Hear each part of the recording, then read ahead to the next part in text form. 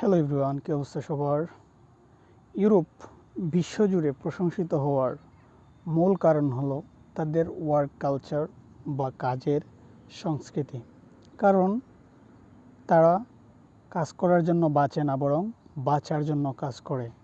There work to live, not live to work. ইউরোপের প্রায় সব দেশেই তারা ব্যক্তিগত জীবনকে কাজের চেয়ে বেশি প্রাধান্য দেয়।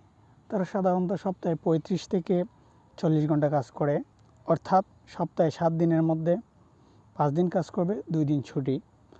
আর ইউরোপীয় ইউনিয়নের আইন অনুযায়ী আপনি যদি 1 বছর কাজ করেন তাহলে আপনাকে 25 থেকে 30 দিন অর্থাৎ 1 মাসের মতো সময় আপনাকে পেইড লিভ দেওয়া হবে, অমবেতনের ছুটি। অর্থাৎ আপনি ছুটি কাটাবেন, তবে বেতন ঠিকই পাবেন।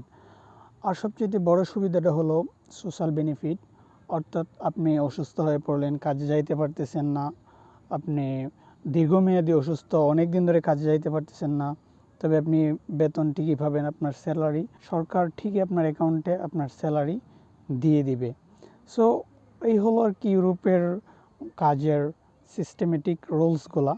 তারা আসলে জীবনটাকে খুব বেশি উপভোগ করতে চায়। তারা খুবই বেশি প্রাধান্য দেয় ব্যক্তিগত জীবনটাকে কাজের চাইতে।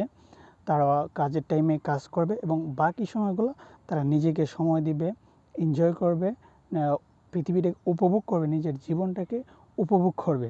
এই জন্য হয়তো সবাই ইউরোপ আসতে চায়। কারণ ইউরোপ অনেক কাজ করলে অনেক সুযোগ সুবিধা পাওয়া যায়। আপনি ধরেন আপনার কন্ট্রাক্টটা যদি ভালো হয়, যেখানে কাজ করেন, তাহলে আপনি দেখা গেল ওই কন্ট্রাক্ট দিয়ে আপনি লোন নিয়ে আপনি বাড়ি কিনতে পারবেন, গাড়ি কিনতে পারবেন। ওই টাকা আপনি প্রতি মাসে কিস্তি দিয়ে ওই টাকা পরিশোধ করতে পারবেন।